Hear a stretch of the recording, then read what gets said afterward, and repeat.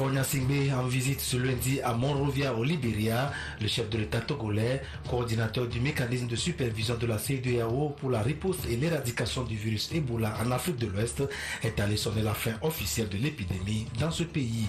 À Lomé, pendant ce temps, les acteurs de la santé se forment sur les bonnes pratiques en santé, une initiative de l'Organisation ouest-africaine de la santé dans la perspective du premier forum de la CEDEAO sur les bonnes pratiques en santé dans la sous-région qui se tiendra en juillet prochain à Ouagadougou, au Burkina Faso. Madame, Monsieur, bonsoir et bienvenue dans cette édition. Le président de la République vient donc d'effectuer un aller-retour au Libéria. Fonia Singbe, qui est le coordinateur du mécanisme de supervision de la CEDEAO pour la riposte et l'éradication du virus Ebola en Afrique de l'Ouest, est allé annoncer la fin de l'épidémie au Libéria conformément aux estimations de l'Organisation mondiale de la santé. À son arrivée à Monrovia, la capitale, le chef de l'État togolais a été accueilli par le vice-président libérien Joseph Boakai. Il a ensuite passé en revue un détachement des forces armées libériennes avant de s'immobiliser pour l'exécution des hymnes nationaux togolais et libériens. À l'aéroport de Monrovia, il y avait également une colonie togolaise qui a tenu à saluer le chef de l'État à son arrivée à travers des ovations.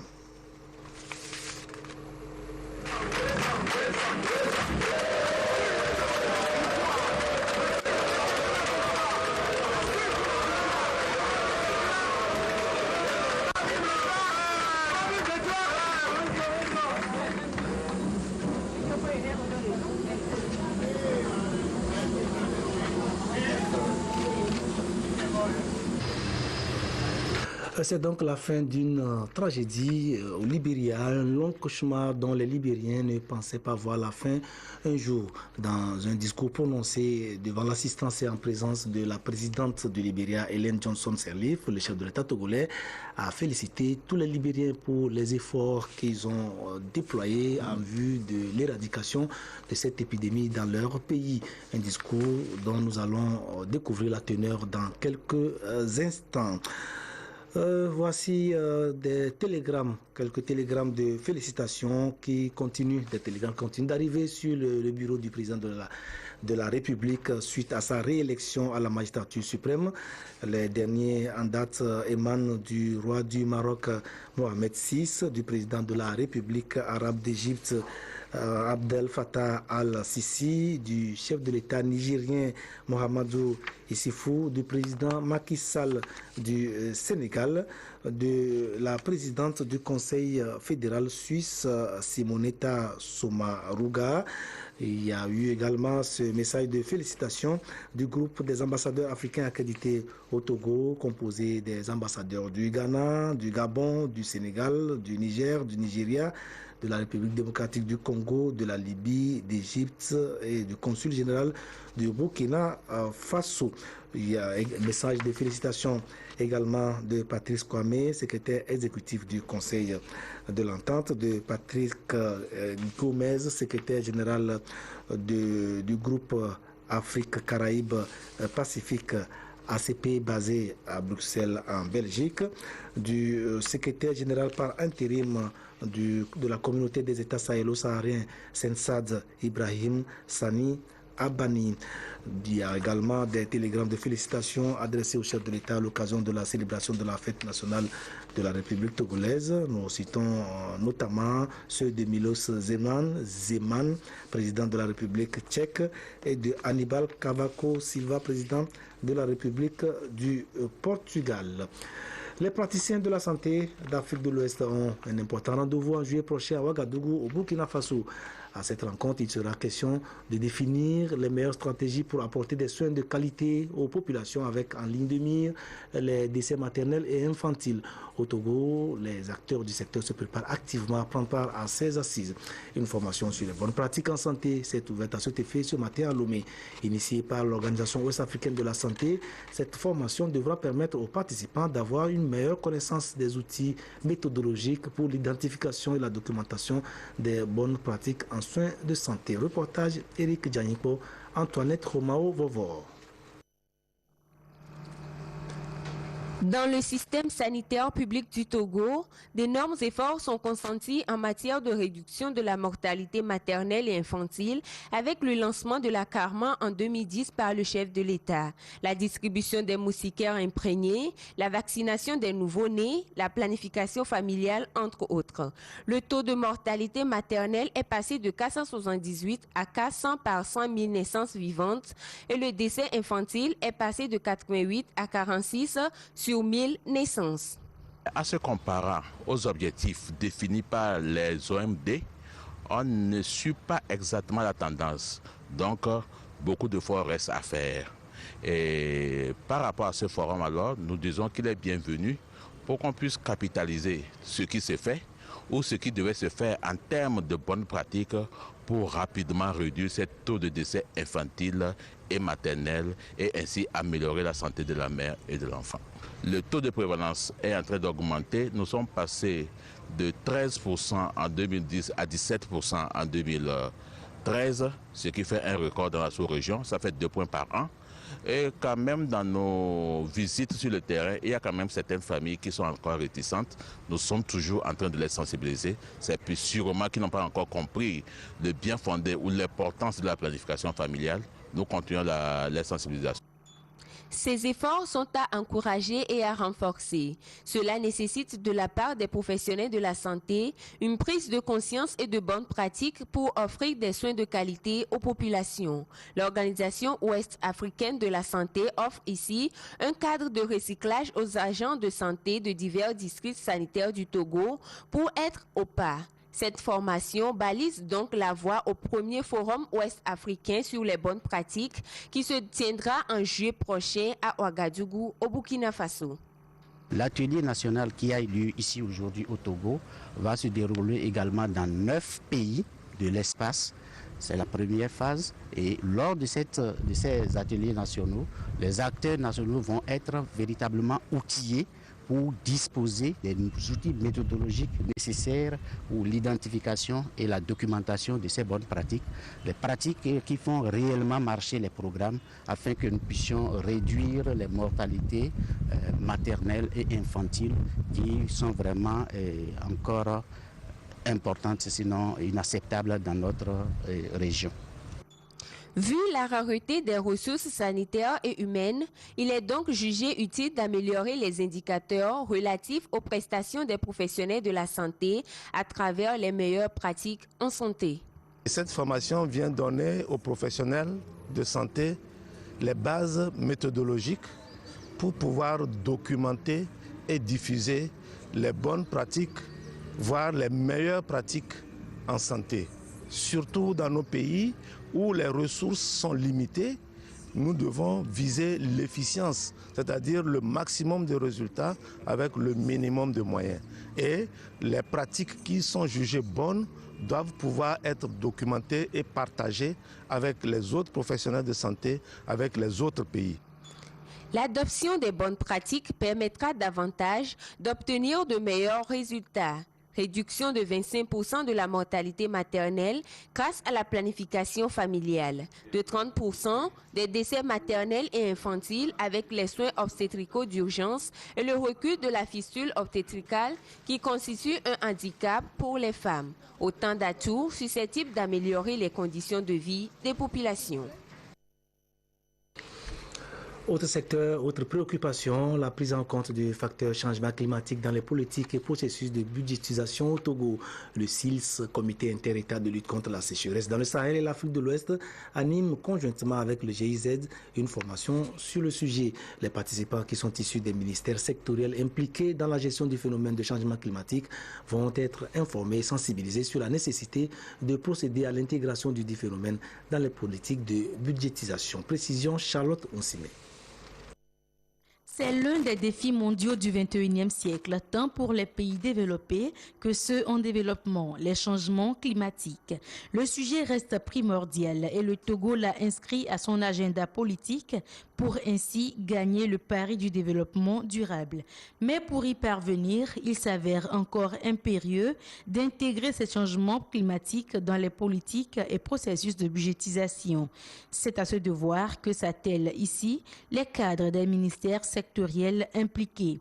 Ils veulent d'abord comprendre les fondements scientifiques de ces phénomènes. Ensuite, relever les priorités en termes d'adaptation et d'adéquation. Et enfin, évaluer les actions menées sur le terrain pour y faire face. Au terme de ces 5 jours, nous pourrons sortir une masse critique d'acteurs qui pourront opérer à moyen et long terme dans le sens de l'intégration des changements climatiques dans nos programmes et politiques, dans le sens de faire en sorte qu'au niveau du terrain, qu'on ressente réellement que nous procédons à l'intégration de ces soucis-là dans nos pratiques, notamment au niveau de l'agriculture, au niveau de l'eau, de la gestion de l'eau, etc. Avec l'appui des partenaires dans la GIZ, plusieurs projets et programmes de développement ont été élaborés pour relever ce défi environnemental. Et l'accent est beaucoup plus mis sur l'adaptation. Pour nous, pays en développement, nous pensons plus à l'adaptation. Et c'est vrai qu'il y a les questions d'atténuation, mais nous pensons beaucoup plus à être opérationnel en termes d'adaptation. Et il y a un effort aussi du gouvernement togolais avec l'appui de la Banque mondiale pour la mise en œuvre du programme intégré de gestion des catastrophes et des terres qu'on appelle PGCIT, qui est également en train de donner, de se préparer pour des mesures préventives et également donner une riposte, n'est-ce pas, aux effets des changements climatiques tels que les inondations, les feux de brousse que nous voyons dans notre pays. Le Togo a déjà élaboré et rendu 2 communications, des rapports nationaux sur le processus de mise en œuvre de la Convention sur les changements climatiques. Ces documents tiennent compte du contexte national, de l'inventaire des émissions des gaz à effet de serre, de la vulnérabilité, de l'atténuation, entre autres. La 3e communication est en cours de rédaction. La Société africaine des biocarburants et des énergies renouvelables et le réseau des organisations paysannes et de producteurs d'Afrique de l'Ouest veulent mettre leurs ressources en commun afin de parvenir à la mise en place d'une plateforme intégrée alimentée par l'énergie solaire au profit des producteurs. Les 2 entités ont signé dans ce sens un protocole d'accord ce matin. Et le but de cette initiative est d'améliorer les conditions de vie des couches paysannes. Reportage Sonia Amenikpo, Esther Laclé. L'Afrique est dotée d'importantes ressources en énergie renouvelable, susceptibles de contribuer énormément à son développement. Malheureusement, à peine 20% de ces ressources sont mises à profit. Pour y remédier, la Société africaine des biocarburants et des énergies renouvelables, SABER, et le réseau des organisations paysannes et des producteurs de l'Afrique de l'Ouest, ROPA, créent un cadre de coopération. Il s'agira d'œuvrer pour le développement d'une plateforme intégrée alimentée par l'énergie solaire pour la production, la transformation et la conservation des produits agro-silvopastoraux et halieutiques en Afrique de l'Ouest, ce qui se concrétise par cette signature d'accord au profit des producteurs. La question d'énergie se pose avec beaucoup d'acuité dans notre région et c'est ce qui fait que parfois on a des difficultés dans notre métier. Avec l'énergie, on peut régler le problème de production, on peut régler le problème de transformation, on peut régler tout un mécanisme, une chaîne de valeur. Alors donc ça va nous permettre non seulement, comme je l'ai dit, d'augmenter notre production, de transformer cette production, mais également de mettre en marché cette production. Le deuxième élément qui symbolise un peu ce protocole, c'est que depuis longtemps, on est en train de parler du partenariat public-privé. Alors, la signature de cet accord va mettre certainement en relief un partenariat entre une société, une institution comme SABER, une institution africaine, et l'Europa qui est aussi une institution africaine. La SABER, à travers cette signature, s'engage aussi à assister l'Europa en matière d'énergie renouvelable pour un rendement plus compétitif. On les accompagne donc sur le plan technique, donc la connaissance dans ce domaine. Le deuxième aspect sur lequel nous allons les accompagner, c'est dans la mise en œuvre de ces projets, de toute façon dans la formulation d'abord, et la mise en œuvre de ces projets. Et si on dit mise en œuvre, surtout le troisième aspect, c'est les aider à la mobilisation de ressources. La SABER est une organisation internationale regroupant 15 États d'Afrique de l'Ouest et du Centre. Sa collaboration avec l'Europa, réseau créé en 2000, remonte à 2008. Un secteur entre-temps en grande difficulté, sinistré même, et qui commence à retrouver de la vigueur, la filière café-cacao. Après la bourrasque des années 90, caractérisée par une chute drastique et de la production et des prix sur le marché international, la filière café-cacao togolaise renaît de ses cendres. Et ceci grâce à une batterie de mesures prises par le gouvernement et mises en œuvre par le PASAR, projet d'appui au secteur agricole. Depuis environ 3 ans, en effet, ce secteur connaît une recrudescence d'activité et un regain d'intérêt de la part des producteurs et des partenaires, comme en témoigne ce reportage de Pierre Soussoupo qui a fait récemment un tour dans les plateaux, zone de production par excellence du café et du cacao togolais. Badou, sur la route café-cacao, la campagne des récoltes va bon train quand nous sommes arrivés ici. Sur cette aire de séchage et d'entreposage, des producteurs visiblement fiers de la saison qui vient de s'écouler. Dans cette partie de la région des plateaux, la culture du café et du cacao reste le domaine de prédilection des populations. En regardant dans le rétroviseur, l'histoire révèle que cette filière vient de loin. Après des années de chute, c'est la renaissance. À un certain moment, ça ne marchait plus. Parce que le prix aussi n'était pas bien. On a fait laisser les champs dans les savanes parce qu'ils n'avaient même pas de l'engrais et le café ne réussissait même plus. Mais aujourd'hui, quand PASAR est venu, le projet PASAR nous a donné des aides et l'engrais, tout. Et on est en train de planter les cafés et les cacao. Présentement, comme les choses ont commencé à marcher, tout le monde, petits et grands, nous sommes dans les champs de café, cacao. Le dynamisme insufflé au secteur est en passe de tenir toutes ses promesses. Et de plus en plus, on enregistre un regain d'intérêt. Regardez, ces cacao-là n'ont pas encore 5 mois, hein, mais voilà comment ils ont grandi. C'est la première fois que moi j'ai vu une pépinière de cet âge grandir comme ça. Dans ce centre de production de matériel végétal, nous avons rencontré le directeur de l'unité technique Café Cacao. Il nous édifie. En 2013, nous avons produit et distribué 96 000 boutures racinées de caféiers et 15 000 cabosses de cacao. En 2014, nous avons produit 445 000 boutures racinées de caféiers et 73 000 cabosses de cacao. En 2015, les demandes sont encore allées au-delà et actuellement, nous devons satisfaire plus de 600 000 boutures racinées de caféiers et 80 000 cabosses de cacao. En intégrant les filières café et cacao au projet d'appui au secteur agricole PASAR, l'ambition est claire, accélérer la relance. Et aujourd'hui, les impacts sont tangibles. Quand vous reprenez la situation au niveau de la production pour la filière café-cacao en 2014, de 8 000 tonnes en 2008 pour le café, nous sommes passés à 12 000 tonnes, soit une croissance de production de l'ordre de 50%. Ce n'est pas rien, c'est quand même impressionnant.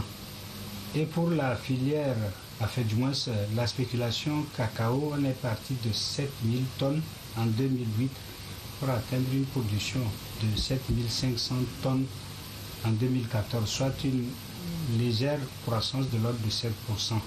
Je crois que la dynamique est née, elle se renforce, elle se consolide, mais nous envisageons atteindre à la fin de l'exercice, du moins de l'exécution du PNSA, les objectifs qui ont été définis pour notre département.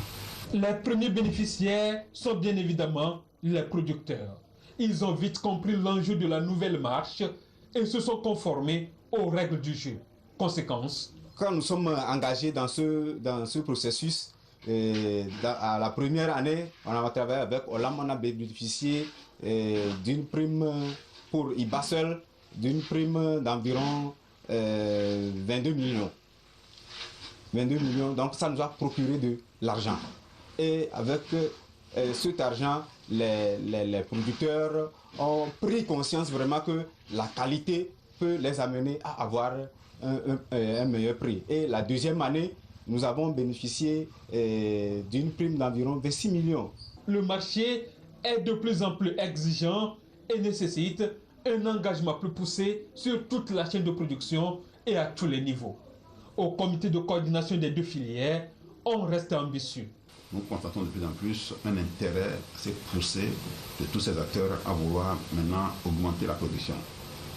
Nous avons un objectif d'abord, c'est d'améliorer la productivité, parce que même au niveau des rendements, nous avons connu une baisse drastique. Rendement faible, 300 voire 350 kg à l'hectare comme rendement. Or, le potentiel du café cacao va jusqu'à 2 tonnes, 3 tonnes même à l'hectare. Donc, c'est fixé un objectif, celui de remonter en fait la productivité. Au plus fort de la production, le café et le cacao ont respectivement atteint 30 000 tonnes et 25 000 tonnes. De l'amélioration de la production à la commercialisation, en passant par les réformes organisationnelles et structurelles, il n'y a point de doute, un nouveau jour s'est levé pour ces filières de rente. Les attachés de presse d'une trentaine d'institutions implantées au Togo prennent part depuis ce matin à une formation organisée par l'ambassade des États-Unis d'Amérique au Togo. À l'ordre du jour, la communication institutionnelle et les relations avec les médias. Précision, Ramdan Bassina. Les attachés de presse façonnent l'image des institutions qu'ils représentent et facilitent les relations entre ces institutions et les médias. Mais au-delà, quelle est vraiment la mission qui leur est assignée et comment les distingue-t-on des journalistes? Ces questions sont au cœur de cette formation organisée par l'ambassade des États-Unis au Togo. Améliorer leurs moyens de communication avec la peuple togolaise, entre leurs institutions que les représentent et le peuple togolais. Et ça, c'est pourquoi nous avons soutenir cet atelier. À ces rôles s'ajoutent des qualités, notamment le professionnalisme et l'exemplarité. Nous, on est en relation avec les journalistes. Il faudrait que nous, on communique sur la politique de notre institution et communiquer de façon beaucoup plus positive. J'attends de cette formation d'être plus outillée sur le rôle d'une cellule de communication au sein d'une institution, de savoir à peu près tout ce qu'il faut pour avoir une relation plus stable, plus efficace avec les journalistes. On se plaint beaucoup en Afrique que les officiers ne répondent pas aux journalistes, que les portes sont fermées. Et ça mène à que les journalistes souvent ne peuvent pas bien faire leur travail. Donc c'est très important de comprendre la façon de réfléchir de l'autre. Une trentaine d'attachés de presse participent à cette formation, une initiative qui, selon la première conseillère de l'ambassade des États-Unis au Togo, est le fruit d'une collaboration étroite entre le Togo et les États-Unis qui partagent les mêmes priorités et valeurs. Je vous l'annonçais en début de journal, le président de la République, Fornia Singbe, est allé annoncer une bonne nouvelle aux populations libériennes ce lundi. L'épidémie à virus Ebola est terminée. Les chiffres de l'Organisation mondiale de la santé le confirment. Il n'y a plus eu de cas dans ce pays depuis plusieurs jours. Dans un discours prononcé ce lundi dans la capitale libérienne, le président Fornia Singbe a salué la mobilisation de toute la communauté, aussi bien libérienne qu'internationale, qui est parvenue à venir à bout de ce virus et à féliciter les Libériens pour leur courage. Nous allons suivre le président de la République dans son discours devant les Libériens. Monsieur le vice-président de la République du Libéria, Madame la ministre des Affaires étrangères de la République du Ghana, représentant le président John Mahama, Mesdames et Messieurs les présidents des institutions de la République du Libéria, Mesdames et Messieurs les ministres, Mesdames et Messieurs les membres du corps diplomatique, Mesdames et Messieurs représentants des organisations internationales et sous-régionales, permettez-moi tout d'abord d'exprimer ma profonde gratitude à son Excellence Madame Ellen Johnson Sirleaf, présidente de la République du Libéria, pour l'aimable initiative qu'elle a prise de m'associer à la cérémonie. Je voudrais également remercier tout le peuple libérien et le gouvernement du Libéria pour son accueil chaleureux et son sens de l'hospitalité que j'ai aujourd'hui l'occasion d'apprécier à nouveau. Madame la Présidente, permettez que je rende aussi hommage à mon frère et ami, son Excellence, M. John Dramani Mahama, à travers sa représentante, pour son engagement personnel en faveur de la lutte contre l'épidémie Ebola. Chers amis du Libéria, au début du mois de février de cette année, j'étais avec vous, ici même à Monrovia, pour vous exprimer ma solidarité et tout le soutien de la CEDEAO et vous dire combien nous sommes déterminés à rester mobilisés à vos côtés jusqu'à l'aboutissement de la lutte héroïque que vous avez engagée pour vaincre l'épidémie d'Ebola. À l'époque, l'épidémie était en net recul et notre objectif commun était de poursuivre et d'intensifier la riposte pour non seulement parvenir à 0 cas Ebola, mais aussi maintenir ce niveau pendant au moins 42 jours. Depuis samedi 9 mai 2015, ce double objectif est atteint, consacrant ainsi la fin de l'épidémie d'Ebola au Libéria. Le Libéria vient donc de remporter une grande bataille. Il a réussi à se débarrasser du virus Ebola et nous en rendons grâce à Dieu. C'est un véritable succès historique. Nul n'ignore en effet que l'épidémie d'Ebola a pris les allures d'une crise sanitaire planétaire, particulièrement coûteuse en vies humaines et qui avait suscité les prévisions les plus pessimistes. Madame la Présidente et chères sœurs, vous venez de démontrer aujourd'hui que face aux défis de santé publique, il n'y a pas de fatalité. Nous sommes en effet en mesure d'atteindre les objectifs que nous nous fixons si nous nous organisons et si nous travaillons ensemble sans relâche pour les atteindre comme le peuple libérien vient de le montrer. C'est pourquoi, au nom du mécanisme de coordination et de supervision de la CEDEAO pour la riposte contre l'épidémie Ebola, je tiens en cette heureuse circonstance à renouveler mes sincères et chaleureuses félicitations à son Excellence Madame Ellen Johnson Sirleaf pour le leadership exceptionnel dont elle a fait preuve au long de cette épreuve douloureuse que le peuple libérien vient de traverser. Mes félicitations s'adressent également au gouvernement et surtout au peuple libérien qui ont su prendre toute la mesure des enjeux en suivant avec discipline les consignes des agents de santé, rendant possible les résultats que nous connaissons aujourd'hui. J'ai une pensée toute particulière pour les personnels soignants qui ont payé un lourd tribut à la lutte contre l'épidémie d'Ebola et dont les immenses sacrifices sont aujourd'hui récompensés. Bien entendu, le succès que nous célébrons aujourd'hui n'aurait pas été possible sans le précieux concours de tous les partenaires internationaux qui se sont mobilisés afin que les pays atteints par l'épidémie ne se sentent pas seuls dans cette dure épreuve. Madame la Présidente, distingués invités, Mesdames et Messieurs, nous pouvons dire aujourd'hui que le plus dur est derrière nous. Les efforts, la persévérance et la ténacité du peuple libérien ont eu raison de cette épidémie qui apparaît d'ores et déjà comme l'une des plus meurtrières de ce début de millénaire. Mais alors que nous célébrons une victoire amplement méritée, nous n'oublierons jamais les destins brisés et les milliers de vies humaines que cette épidémie nous a coûté pour toujours. Nous sommes conscients des dégâts importants qu'elle a causés dans nos sociétés et nous ne perdons pas de vue les défis immédiats qui nous restent à relever. Madame la Présidente, on ne le dira jamais assez et tous les orateurs qui m'ont précédé l'ont souligné, tant que l'épidémie d'Ebola n'aura pas été totalement éradiquée dans l'ensemble de la région, nous ne serons pas définitivement à l'abri et notre victoire restera somme toute provisoire. Après les 14 mois de cauchemar que le Libéria vient de traverser, l'on n'insistera jamais assez sur la nécessité de rester vigilant et en alerte permanente.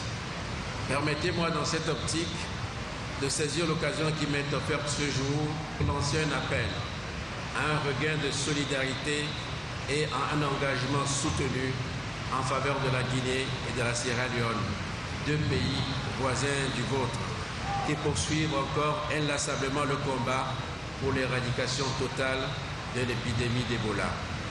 Les rapports épidémiologiques dans ces deux pays sont certes encourageants, mais nous ne sommes pas encore au bout de nos efforts. Nous ne pourrons pas baisser la garde tant que l'objectif 0 cas Ebola ne sera pas atteint en Guinée et en Sierra Leone. Par ailleurs, il me paraît nécessaire de rappeler que l'arrêt des contaminations au Libéria ouvre un nouveau chapitre tout aussi exigeant, celui de la reconstruction post-Ebola. Dans ce domaine, les défis sont tout aussi importants et requièrent le même degré d'engagement et la même vigilante attention, car comme chacun a pu le constater, l'épidémie d'Ebola bien plus qu'une crise sanitaire. Le large éventail de ces dégâts collatéraux nous oblige en effet à l'appréhender comme une véritable crise de développement qui mérite une attention internationale soutenue et des efforts de reconstruction multisectoriels. Ces efforts de reconstruction ne doivent pas viser simplement à restaurer ce qui existait avant Ebola, mais à faire beaucoup mieux, notamment pour doter nos pays d'une meilleure capacité à réagir face aux urgences sanitaires. Les leçons que nous avons tirées de la crise de la maladie à virus Ebola valent pour les autres maladies infectieuses et nous savons désormais que leurs plus grands alliés sont le silence, l'indifférence, la discrimination et les réactions tardives. Nous savons aussi, grâce à l'exemple libérien, que les efforts héroïques menés sur le terrain par les populations locales, le gouvernement, les organisations sous-régionales, les partenaires internationaux et l'ensemble des parties prenantes sont les clés du succès face aux défis sanitaires. En mettant ensemble le leadership national et les ressources et les capacités externes, nous nous donnons en effet les moyens de réaliser des progrès rapides, quel que soit le défi considéré. C'est pourquoi, tout en renouvelant mes chaleureuses félicitations au peuple libérien pour son succès, je vous engage à redoubler d'efforts pour que le programme de reconstruction reste une priorité pour les responsables politiques, les différents donateurs ainsi que les médias. Vive la CEDEAO, vive la coopération internationale et je vous remercie. Le président Faure Gnassingbé, qui est le coordinateur du mécanisme de supervision de la CEDEAO pour la riposte et l'éradication du virus Ebola en Afrique de l'Ouest. Deux communiqués avant de nous séparer sur quelques notes de musique reggae. Le premier est un communiqué conjoint relatif aux personnes affectées par le projet d'aménagement du nouveau port de pêche de Lomé. Dans le cadre de l'évaluation des impacts du projet d'aménagement du nouveau port de pêche de Lomé, le dernier recensement des populations réalisé le 20 janvier 2015 a permis d'arrêter la liste des personnes affectées par le projet. De nouvelles installations des populations sur le site ne sont plus autorisées après ce dernier recensement. Cette liste peut être consultée au domicile du chef du village de Gbetchogbe et dans les bureaux de la préfecture du Golfe. En cas de réclamation, les intéressés pourraient prendre attache avec le comité interministériel d'indemnisation situé au CASEF Porte 488, 4e étage. Fait à Lomé le 8 mai 2015, ont signé le ministre de l'économie et des finances, Adi Oteta Yassor, le ministre des Travaux publics et des Transports, Nessa Onyofam, le ministre de l'Agriculture, de l'Élevage et de la Pêche, colonel Urukura Agadazi. Le deuxième communiqué est signé de l'Observatoire togolais des médias. Depuis le déclenchement du processus électoral, l'Observatoire togolais des médias, OTM, instance d'autorégulation et tribunal des pairs, constate avec amertume que certains organes de presse s'attaquent à des chefs d'État de pays amis du Togo pour leur mission de prévention de conflits et de maintien de la paix, ainsi qu'à d'éminentes personnalités étrangères et ou aux institutions internationales qu'elles représentent dans le cadre de leur mission d'observation. Cette façon de s'en prendre à ces personnalités et institutions internationales est de nature à ternir l'image de la presse togolaise qui, dans son ensemble, vient d'abattre un travail hautement appréciable dans le cadre du processus électoral. L'OTM invite les responsables d'organes de presse à prendre conscience de leurs responsabilités sociales et à œuvrer ainsi pour l'apaisement et le rayonnement du Togo sur le plan international. Fête à Lomé le 11 mai 2015 pour l'OTM, le président Augustin M. Sizing. Musique à présent, depuis hier, la musique reggae domine les programmes de certaines stations, de certaines radios de la place, annonçant un grand événement, l'anniversaire de la mort de Bob Marley, le roi de ce genre musical décédé le 11 mai 1981. Plusieurs concerts sont parallèlement animés ici et là par des groupes musicaux pour célébrer l'événement. Métis, né d'une mère jamaïcaine et d'un père blanc anglais, Bob Marley, de son vrai nom Robert Nesta Marley, est mort des suites d'un cancer de la peau. Il a influencé toute une génération d'artistes et de mélomanes. Lucassi et Emmanuel Adjaklo en ont rencontré quelques-uns ce matin à Lomé, qui sont en même temps des adeptes du rastafarisme, l'idéologie de Bob Marley. Reportage présenté par Antoinette Romao Vovor.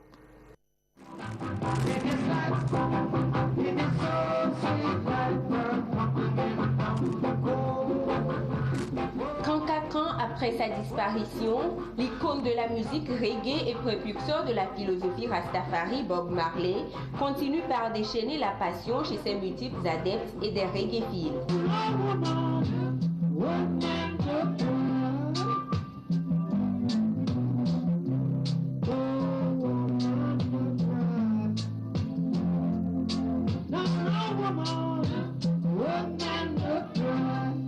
L'Okitete est un mordu du reggae, plus précisément celui de Bob Marley. Pour lui, les morceaux de cet artiste planétaire sont une source d'inspiration.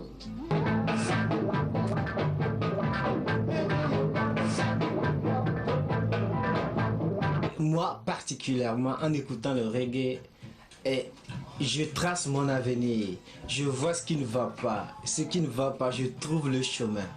Et ça me calme, au fait, aussi. Aujourd'hui, je le commémore en ayant l'espoir d'être unis. Cette union-là, pour avoir la paix. Le 11 mai, représentement, ça dit pour les Rastas, non seulement une fête, mais ça dit une confirmation de cette musique qui est le reggae.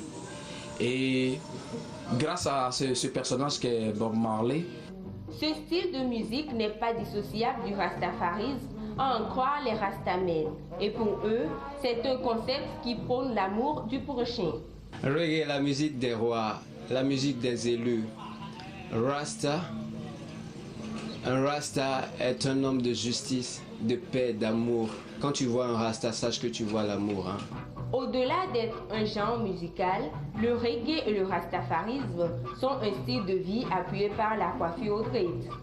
On peut vraiment avoir les dreadlocks sans chanter vraiment le reggae.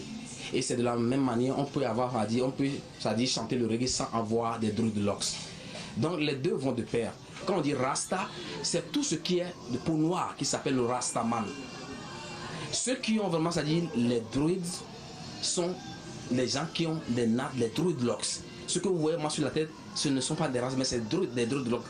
On peut vraiment avoir des dreadlocks sans être un Rasta. Et être un Rasta sans avoir des druides. C'est l'acte qu'ils ont posé sur terre qui font d'eux des Rastas. Ceux qui ont toujours dit pris part au développement de la race humaine. Ceux qui essaient de se mettre à la place de ceux qui souffrent. C'est ceux-là. C'est pourquoi un de nos aînés a dit Dja Oufoué est un Rastaman. Plus qu'un concept, la philosophie Rasta a été révolutionnée par Bob Marley, légende toujours vivante du reggae, ce qui lui valut d'être commémoré le 11 mai de chaque année, jour de son décès. Avant de quitter ce monde des vivants en 1981, l'illustre artiste de son vrai nom, Robert Nesta Marley, comptait 18 albums et 5 compilations dans sa discographie. C'est la fin de cette édition. Merci de nous avoir suivis. C'est Isidon Koubatine qui vous retrouve à 22h30 pour la dernière du jour. Au revoir.